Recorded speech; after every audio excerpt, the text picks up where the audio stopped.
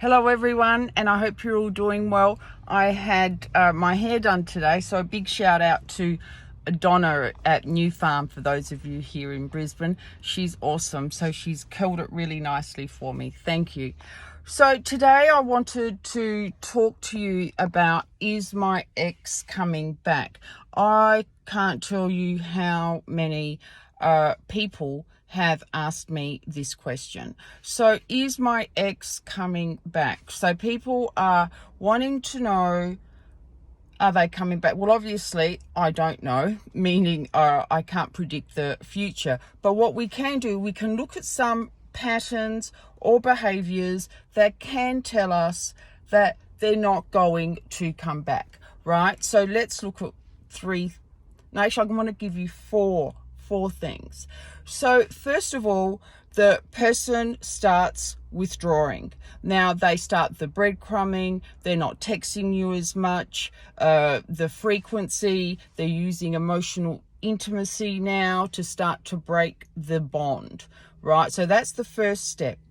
The second one is that they don't break it off, they make you do it. They either start behaving really badly or they just make sure that you've just had enough, and so you then call it quits. So that's another sign.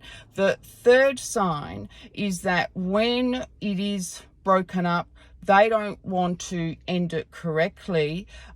You may be the one who's having to possibly, insist, well, what's happened?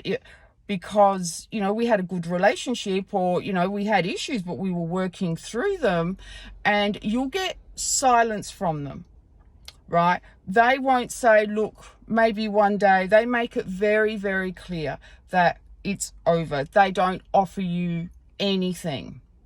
They don't even offer you why it broke up, or possibly they're going to use the work thing. I've got too much on. Now, when a person has too much on, as we know, that's their way of really not wanting to have to sit down and emotionally invest, right? They may in their head say, I don't want to hurt his feelings, or I don't want to hurt her feelings, but really what it is that they don't want to have to do what we know is important, and that is to actually sit down and talk through things and break it off. And if you are scared of hurting another person's feelings, and so you decide not to actually sit down to talk to them, that's not really indicating a very emotionally available person anyway. So possibly they've done you a favor in that regard. But a person who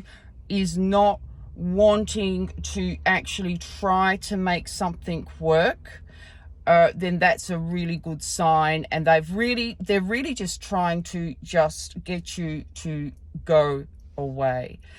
And the fourth sign is that they've moved on. So possibly they may take a bit of a break, or no break. Maybe they've already got someone there. So that's another good sign that they're not going to come back. Now, what happens to you, especially if it was done in one of these ways, is that it's taken you by surprise, right? And of course you go into the rejection trauma, the abandonment trauma, and it's really it's like this magnetic pull in the subconscious, wanting to try to make it work. Now remember, people don't just wake up and break up. They've thought about it. They've thought about it for a while, right? So this is what you need to know, is that they've been thinking about the separation for a while. For you, it comes as a shock, right?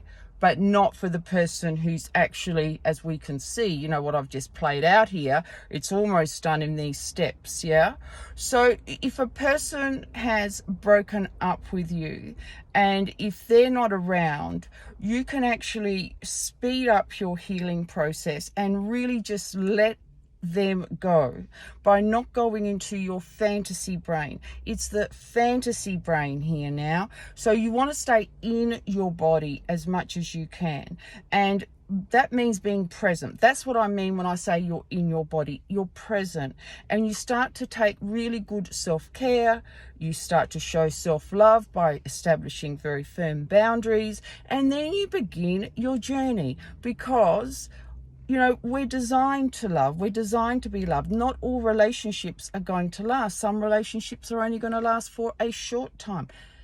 Some relationships last for a long time, and then they also break up. So whatever's occurred for you in that regard, possibly make moving on, and I'm not saying moving on by going out straight away with another person, but moving on meaning you're going to look after your emotional well-being, your physical well-being. You're going to really start to clear away all of that doubt, that confusion, and everything else. All right, now I hope that that's helped, and take lots of care. Bye for now.